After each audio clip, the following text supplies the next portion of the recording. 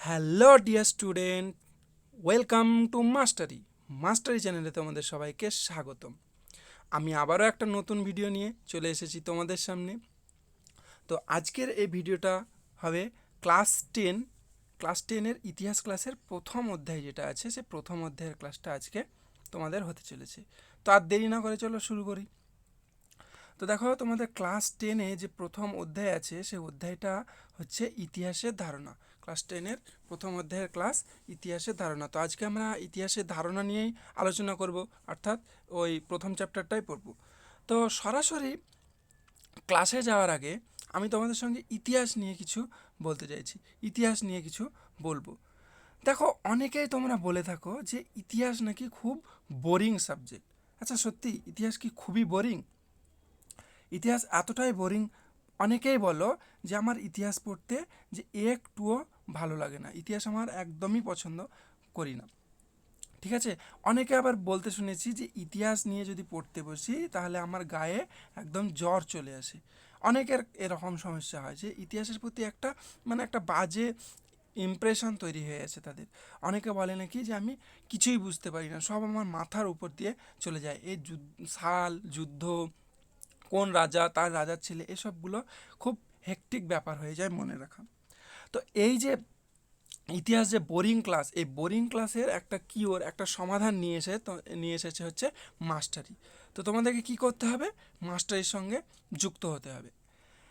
তো দেখো, আমি বলবো যে ইতিহাস ভালোবাসবে কিন্তু তুমিও। আচ্ছা, এই যে ইতিহাস তোমাদেরকে বোরিং লাগে, এর কারণটা কি? কিসের জন্য তোমাদেরকে ইতিহাস বোরিং লাগে, এটাই আগে বার করতে হবে। এই ইতিহাস বোরিং লাগার প্রথম কারণ হচ্ছে তোমরা এই সাবজেক্টটার প্রতি তেমন করে রিলেট করতে পারো না, এই সাবজেক্টটার প্রতি তেমন করে তোমাদের এখনও ভালোবাসা জন্মায়নি। দেখো, অঙ্ক আমাদের কি করে? অঙ্ক যোগ, গুণ, ভাগ শেখায়। বিজ্ঞান কি শেখায়? বিজ্ঞান শেখায় নতুন নতুন জিনিস আবিষ্কার কি কি হয়েছে এসব। ঠিক একইভাবে ভূগোল আমাদেরকে কি শেখায়? ভূগোল শেখায় হচ্ছে যে পৃথিবীর সম্বন্ধে, পৃথিবীর বাইরের সম্বন্ধে যেসব আলোচনাগুলো আছে, মাটি, ভূমি, আকাশ, চাঁদ, এসবগুলো ভূগোল শেখায়। এবার ইতিহাস কি শেখায়? না, ইতিহাস শেখায় হচ্ছে অতীতের কথা, অর্থাৎ তোমার পূর্বপুরুষরা কি করে গেছে, আমাদের যে সমাজ, এই সমাজে আগে কেমনভাবে চলতো, এই হচ্ছে ইতিহাস। তো এই ইতিহাসটাকে রিলেট না করতে পারার জন্য তোমাদের কি মনে হয়? বোরিং মনে হয়। তাহলে কি করতে হবে? দেখো, আমি এখানে লিখে রেখেছি ক্রাশ। ইদানিং তোমাদের মধ্যে একটা খুব কথা প্রচলিত আছে, ক্রাশ। যে কারোর প্রতি যদি তোমাদের ভালো লাগা জন্মায় তো তোমরা এখন বলো যে তার প্রতি ক্রাশ খেয়েছি। তো এই ইতিহাসের প্রতিও যদি ভালো লাগা জন্মায় তো একদিন ইতিহাসের প্রতিও কিন্তু তোমরা ক্রাশ খাবে। দেখবে, কারোর প্রতি যদি ভালো লাগা জন্মায়, কারোর প্রতি যদি ক্রাশ আসে, তাহলে তার প্রতি আরও বেশি বেশি জানতে ইচ্ছে করে, আরও বেশি বেশি আগ্রহ বাড়ে। তো ঠিক একইভাবে যদি ইতিহাসের প্রতি তোমরা ক্রাশ খেয়ে যাও, তাহলে ইতিহাসের প্রতিও আরও আরও আগ্রহ বাড়বে, আরও আরও জানতে ইচ্ছে করবে। তো এই ইতিহাসকে ক্রাশ মেটেরিয়াল হিসেবে রিপ্রেজেন্ট করার দায়িত্ব কিন্তু মাস্টারির। এই মাস্টারই কিন্তু তোমাদেরকে ইতিহাসকে একদম ক্রাশ মেটেরিয়াল হিসেবে রিপ্রেজেন্ট করবে। এখন তোমরা এই ইতিহাসের প্রেমে পড়বে না ইতিহাস তোমাদের প্রেমে পড়বে, সেটাই দেখার বিষয়। তাই আমি বলছি, let's fall in love with history, কারণ তোমার লাভ গুরু হবে মাস্টারি। কারণ যখন তোমার মনের সঙ্গে, তোমার হৃদয়ের সঙ্গে ব্রেনের একটা কানেকশান হয়ে যাবে, কোনো বিষয়ের প্রতি যখন ভালোবাসা তৈরি হয়ে যাবে, সেই বিষয়টা কিন্তু আর কোনো দিনই বোরিং লাগতে পারে না। সেটা একদম খুব সুন্দরভাবে তোমাদের মাথার মধ্যে ঢুকে যাবে, একদম মন থেকে ডাইরেক্ট ব্রেনের মধ্যে একটা কানেকশান হয়ে যাবে। তো চলো, যেটা বলা সেটা বললাম। এবার আমাদের ক্লাস শুরু করা যাক। প্রথম কি আছে? ইতিহাসের ধারণা। ইতিহাসের ধারণা অর্থাৎ ইতিহাস সম্বন্ধে তোমরা ধারণা একটা পাবে। ইতিহাস আগেও বললাম যে ইতিহাস হচ্ছে অতীতের কথা। তো ভূমিকাতে আমি কি লিখেছি দেখো, যে ইতিহাস হচ্ছে মানে কয়েক দশক আগে পর্যন্ত ইতিহাস যে চর্চা হতো, সেটা কিসের মধ্যে সীমাবদ্ধ ছিল? না, রাজা মহারাজা, যুদ্ধ, এই সবের মধ্যে কিন্তু সীমাবদ্ধ ছিল। যে একটা রাজা সে কোথায় আক্রমণ করছে, কেমনভাবে যুদ্ধ করছে, এর মধ্যে কিন্তু সীমাবদ্ধ ছিল। কিন্তু এখন বর্তমান দিনে ইতিহাস চর্চা কিন্তু অনেক পরিধি বেড়েছে। কেন বেড়েছে?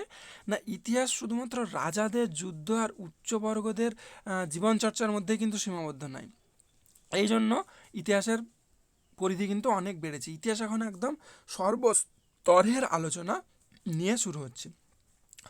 তো এই যে আধুনিক ইতিহাস চর্চার বৈচিত্র্য, কী কী বৈচিত্র্য এসছে সেগুলো বলবো। তো যেটা বললাম আগেই, যে ইতিহাস হলো অতীতের কথা, অর্থাৎ সে আদ্যিকালের ঘটনাবলী থেকে শুরু করে চলমান ঘটনাগুলি যেগুলো হয়েছে, আমাদের পূর্বপুরুষরা কী করেছিলেন, কিভাবে বেঁচেছিলেন, এইসব ঘটনাগুলোর পুনরাবৃত্তি আমরা করি হচ্ছে ইতিহাসে। ঠিক আছে, সেই গুহা মানুষের কাল থেকে আজকে যে ইন্টারনেটের যুগে এসেছি, এর কিভাবে এসেছি, কিভাবে মানে বিবর্তন হয়েছে, এই বিবরণ যে ব্যাখ্যা দেয় সেটাই হচ্ছে ইতিহাস। তো কয়েক দশক আগে পর্যন্ত ইতিহাস কী ছিল না, শুধুমাত্র রাজাদের যুদ্ধ আর উচ্চবর্গদের জীবনচর্চার মধ্যে সীমাবদ্ধ ছিল। কিন্তু এখন কি হয়েছে, এই ঊনবিংশ শতক থেকে শুরু হয়েছে ইতিহাস চর্চার একটা পৃথক ও স্বতন্ত্র বিষয় হিসেবে মান্যতা লাভ করেছে। আজকের দিনের ইতিহাস চর্চার বড় যুদ্ধের পাশাপাশি কি সাধারণ মানুষের বেঁচে থাকার লড়াইও স্থান পাচ্ছে। বর্গীয়দের জীবনচর্চার পাশাপাশিও কি না সাধারণ মানুষের লোকজীবনের চলচ্চিত্র, সাধারণ চিত্র, রাজ্য জয়ের পাশাপাশি রাজ্য হারানোর পাশাপাশি শিল্প সংস্কৃতি, খেলাধুলা, নারী জাতির চাওয়া পাওয়া, চিন্তা চেতনা, আন্দোলন, এই সবও কিন্তু ইতিহাস চর্চায় একটা গুরুত্বপূর্ণ স্থান পেয়েছে। তো তুমি স্বাভাবিকভাবে ভাবো, আমি যখন ইতিহাস নিয়ে পড়ছি, তো আমি শুধুমাত্র রাজা আর তাদের কথাই কেন পড়বো? ইতিহাসের কথা যদি পড়তে হয়, সমাজের কথা যদি জানতে হয়, তো একদম নিম্ন স্তরের মানুষ, যা খেটে খাওয়া মানুষ, তাদের কথাও তো জানতে হবে। সমাজ কিভাবে চলতো, একটা সাধারণ মানুষের জীবনযাত্রা কেমনভাবে চলতো, তার জীবিকা কেমনভাবে ছিল, তাদের শিল্পচর্চা, তাদের সাহিত্য চর্চা কেমন ছিল, এইগুলোও জানতে হবে। তো এই যে বৈচিত্র্য এসেছে, এটাই এখন আধুনিক আধুনিক ইতিহাস চর্চার বৈচিত্র্য। তাই কি এখন বলছি যে ওই সাধারণ সৈনিকের জীবনযাপনও ইতিহাস চর্চার নয়া ধারায় সমগুরুত্বে কিন্তু আলোচনার বিষয় হয়ে দাঁড়িয়েছে। এবার আমরা কি পড়ব, ইতিহাসের উপাদান পড়ব। ইতিহাসের উপাদান বলতে কি বুঝবো না, ইতিহাসে রচনা করছি, সেই ইতিহাস রচনা করার জন্য তো বিভিন্ন সোর্স প্রয়োজন। আগেকার মানুষ যে কেমন পোশাক পরতো, এটা কিভাবে জানবো? কোনো জায়গা থেকে উদ্ধার হওয়া সেই পোশাকগুলো দেখে, কোথাকার লেখা, স্ক্রিপচার, এইসব দেখেই কি ইতিহাস চর্চা হয়। তো যা দিয়ে ইতিহাস চর্চা হয়, যেসব জিনিস দিয়ে তোমার ইতিহাস লেখা হয়, সেগুলোকেই বলা হয় ইতিহাস উপাদান। তো যেহেতু আধুনিক ইতিহাস চর্চায় বৈচিত্র্য এসেছে, তাই বর্তমানকালে ইতিহাসের উপাদানেরও কিন্তু বেশ কিছু বদল ঘটেছে। একসময় কি হতো না, কেবলমাত্র প্রাচীন গুহার দেওয়ালের ছবি, প্রত্ন, স্থাপত্য, মুদ্রা, হ্যাঁ, প্রাচীন সাহিত্য, এই সব দিয়েই কিন্তু ইতিহাস রচনা হতো। এগুলোই ছিল ইতিহাস রচনার অন্যতম উপাদান। কিন্তু এখন কি হচ্ছে না, এই সব উপাদান ছাড়াও সাধারণ ব্যক্তির আত্মকথা, উইল, স্মৃতিকথা, চিঠিপত্র, বিভিন্ন উপাদান কিন্তু সমগুরুত্বে স্থান পায়। এর ফলে কি হচ্ছে, এর ফলে যে রাজসভার আগে যে কি হতো, যে রাজসভায় একটা সভাকবি কিছু একটা লিখে রেখেছেন, সেখান থেকেই ইতিহাসটা রচনা করা হয়। এবার স্বাভাবিকভাবে তোমরা দেখো, রাজসভায় কোনো কবি যদি লেখে, তো তিনি তো শুধুমাত্র রাজাদের কৃতিত্ব, ঘরানার কৃতিত্ব এইসবই লিখবে। তাই এখন কি হচ্ছে, রাজসভার কবির লেখার ভিত্তিতে এক পেশায় ইতিহাস কিন্তু আর রচিত হচ্ছে না। একজন অখ্যাত সাধারণ মানুষের ডায়েরিও ইতিহাসের রচনায় বিশেষ গুরুত্ব পাচ্ছে। একজন সাধারণ মানুষ তার দিননামচায় কী কী লিখে রাখতেন, তিনি সারাদিন কি করতেন, সেই সময়কার সমাজকাল কি ছিল, একজন সাধারণ মানুষের দৃষ্টিভঙ্গি দিয়েও কিন্তু ইতিহাসটাকে ভাবা হচ্ছে। এর ফলে কি হচ্ছে না, ইতিহাস চর্চার পরিসর যেমন বাড়ছে, তেমনি নানা বৈচিত্র্যও আসছে। তাই ইতিহাস এখন আর রাজকাহিনী হয়ে ওঠে নাই, ইতিহাস হয়ে উঠেছে আমাদের ইতিহাস, তোমাদের ইতিহাস, আমার ইতিহাস, তোমার ইতিহাস, সাধারণের ইতিহাস। এক কথায় আমরা এখনকার ইতিহাসকে বলতে পারবো কি না, আমাদের ইতিহাস। ঠিক আছে, তো দেখো ইতিহাসের উপাদানে বিভিন্ন ছবিগুলো দেওয়া আছে, তোমরা এইসব ছবি গল্পকথার দিকে কিন্তু এইগুলো মনে রাখতে পারবে। দেখো আদিম মানুষের একদম ভিত্তিপ্রস্তর, লিপি, অনেকগুলো রাজসভার কবি লেখা, বিভিন্ন ডায়েরি, এসবগুলো কিন্তু এখন ইতিহাসের উপাদান হিসাবে রচিত হচ্ছে।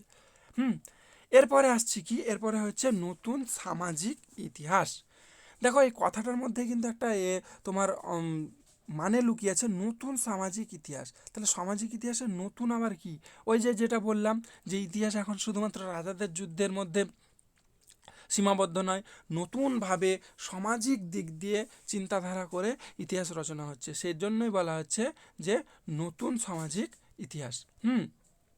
তো আমি কী লিখেছি দেখো, ইতিহাসে এখন শুধুমাত্র রাজাদের যুদ্ধ আর অভিজাতদের রাজকীয় আলোচনা নয়, সাধারণ খেটে খাওয়া প্রান্তিক মানুষের গল্প আলোচনাও সমানভাবে গুরুত্ব পাচ্ছে।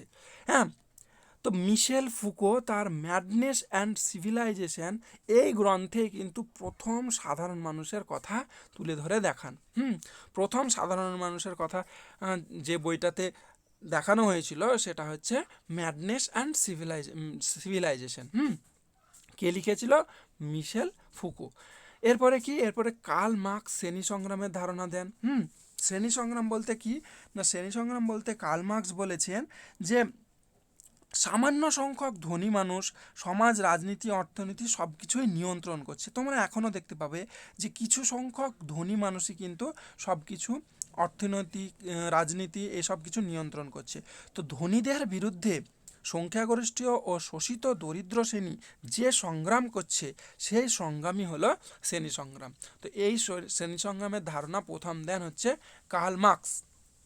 কার্ল মার্কস কোন গ্রন্থে এই শ্রেণী সংগ্রামের কথা উল্লেখ করেন? দাস ক্যাপিটাল নামে একটি গ্রন্থ তিনি রচনা করেন, যেখানে শ্রেণী সংগ্রাম সম্পর্কে বলা হয়।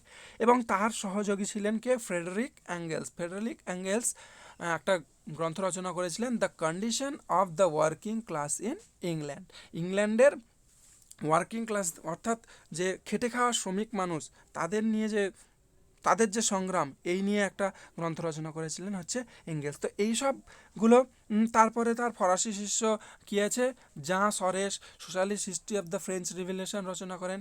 এগুলো কি? এগুলো হচ্ছে মার্ক্সবাদী ইতিহাসের প্রথম নিদর্শন। এগুলো তৎকালীন সময়ে কি করতো না, একদম নিচু স্তরের খেটে খাওয়া মানুষদের কি কথা তুলে ধরা হয়েছিল। তো এইভাবে কি হয়, মার্ক্সবাদী একটা যে ধারণা, সেই মার্ক্সবাদী ধারণার উত্থান হয়। তো এই মার্ক্সবাদী ধারণাটা ভারতবর্ষে কে নিয়ে আসে না, ভারতবর্ষে নিয়ে আসে হচ্ছে রজনীপাম দত্ত। ভারতের রজনীপাম দত্ত 1940 খ্রিস্টাব্দে ইন্ডিয়া টুডে গ্রন্থটি প্রকাশ করেন, এবং এই প্রকাশের মাধ্যমে এ দেশে মার্ক্সবাদী ইতিহাস চর্চার সূত্রপাত ঘটান। হ্যাঁ, তো এর পরবর্তীকালে আরও এই ধারাগুলোকে আরও এগিয়ে নিয়ে যান হচ্ছে সুশোভন সরকার, তারপরে ডিডি কোশাম্বী, রমিলা থাপার, রামশরণ শর্মা, সুমিত সরকার, ইরফান হাবিব, আরও অনেকে আছেন প্রমুখ। কি এগুলো তারা এই যে মার্ক্সবাদী ধারণা, সেই মার্ক্সবাদী ধারণাটাকে কিন্তু আগিয়ে নিয়ে চলেন। সাধারণভাবে 60 থেকে 70-এর দশকে মানে এই জিনিসটা শুরু হয়। হিস্ট্রি ফ্রম দ্য বিলো এই জিনিসটা কিন্তু 1960 এবং 70-এর দশকে এই জিনিসটা শুরু হয়, অর্থাৎ নিচু তলা থেকে ইতিহাসটাকে দেখা, অর্থাৎ টোটাল হিস্ট্রি, একদম সাধারণ মানুষের ইতিহাস, সামগ্রিক ইতিহাস, এই জিনিসটা কিন্তু এই 60 এবং 70-এর দশকে শুরু হয়। ঠিক আছে, তো এই অনুসন্ধানে এবং ফ্রান্সে কি আছে, ফ্রান্সে Marc Bloch, Lucien Febvre, Fernand Braudel, Ladurie প্রমুখের নেতৃত্বে একটা স্কুল বা টোটাল হিস্ট্রি চর্চায় গুরুত্বপূর্ণ অবদান রাখে, যেটার নাম ছিল হচ্ছে অ্যানাল স্কুল। টোটাল হিস্ট্রি বা সামগ্রিক ইতিহাসের অনুসন্ধানের উদ্যোগ নেন। তো এই যে অ্যানাল পত্রিকা গোষ্ঠী, এই অ্যানাল পত্রিকা গোষ্ঠী 1929 খ্রিস্টাব্দে যান্ত্রিক মার্ক্সবাদকে বর্জন করে মানুষের বিশ্বাস এবং রীতিনীতি মানসিকতার উপরে একটা জোর দেন। তারপরে কি, জাতি, শ্রেণী, লিঙ্গ, ধর্ম যে কোনো দিক থেকেই বিচার করে সমাজের নিম্ন স্তরভুক্ত তাদেরকে দৃষ্টিভঙ্গিকে প্রাধান্য দিয়ে ইতিহাসের চর্চা চালিয়ে যান। বোঝা গেল নিশ্চয়ই যে ইতিহাস চর্চাটাকে কি একদম নিচু তলা থেকে শুরু করানো হচ্ছে এই সব ইতিহাসবিদ, এবং একটা নতুন ইতিহাস চর্চার দিক চলে আসে, যেটাকে আমরা কি বলে জানলাম না, মার্ক্সবাদী ইতিহাস চর্চা নামে জানলাম। এরপরে 1982 খ্রিস্টাব্দে Ranajit Guha on some aspects of the historiography of colonial India এই গ্রন্থে কি ভারতের নিম্নবর্গের একদম নিচু স্তরের ইতিহাস চর্চা কিন্তু শুরু করেন। কে শুরু করেছিলেন? রণজিৎ গুহ। এইগুলো কিন্তু তোমরা মনে রাখবে, তোমাদের 1 নম্বরের প্রশ্নের জন্য এগুলো কিন্তু পরে গুরুত্বপূর্ণ হতে পারে। হ্যাঁ, এইগুলো 1 নম্বরের প্রশ্ন হিসাবে দেওয়া থাকতে পারে। এরপর এই ধারাকে আরও সমৃদ্ধ করেন কে? কিছু সাহিত্যিক, যার মধ্যে হচ্ছেন পার্থ চ্যাটার্জি, জ্ঞানেন্দ্র পাণ্ডে, শাহিদ আমিন, সুমিত সরকার, দীপেশ চক্রবর্তী, হ্যাঁ, আরও প্রমুখ ব্যক্তিরা কিন্তু এই বহুচর্চিত এই আন্দোলনকে কিন্তু আগিয়ে নিয়ে চলেন। তারপরে সমাজ জীবনের বিভিন্ন পরিসরে আপাত তুচ্ছ ঘটনাগুলিও কিন্তু এরা গুরুত্ব দিয়ে আলোচনা করতে শুরু করেন। তাহলে বর্তমানকালে আমরা কি দেখলাম না, যে একদম নিম্ন স্তর থেকে যে ইতিহাস চর্চাটা কিন্তু শুরু হচ্ছে, একদম খেটে খাওয়া মানুষদের কথাগুলো কিন্তু আলোচনা হচ্ছে। তো এই যে বর্তমানকালে একটা নতুন ধরনের ইতিহাস চর্চা শুরু হয়েছে, একদম নিচুতলা থেকে সর্বস্তরের মানুষকে নিয়ে যে ইতিহাস চর্চা শুরু হয়েছে, এই ইতিহাস চর্চাকে নতুন সামাজিক ইতিহাস আমরা বলছি। এই যে নতুনভাবে সামাজিক দিক দিয়ে দেখে ইতিহাস চর্চা হচ্ছে, এই ইতিহাস চর্চাটাকে আমরা আধুনিক ইতিহাসের জননী বলতে পারি। তো আশা করি বোঝাতে পারলাম যে নতুন সামাজিক ইতিহাস জিনিসটা কি। তোমাদের কাছে নিশ্চয়ই ক্লিয়ার হয়েছে। তো আজকের ক্লাসটা এই পর্যন্তই ছিল। ধন্যবাদ ভিডিওটা সঙ্গে থাকার জন্য। তো এই ধরনের ক্লাসই যদি মাস্টারিতে আরও পেতে থাকো, প্রত্যেকটা সাবজেক্টের জন্য কিন্তু বিভিন্ন বিভিন্ন ফ্যাকাল্টি দিয়ে এই মাস্টারির ক্লাস নিয়ে আসছে। তাই সব কিছুর আপডেট পেতে মাস্টারিকে সাবস্ক্রাইব করে বেল আইকনটা প্রেস করে নাও। ধন্যবাদ। আর এই ভিডিওটা যদি হেল্পফুল মনে হয় তাহলে তোমাদের বন্ধুদের সঙ্গে তোমরা শেয়ার করে নিতে পারো।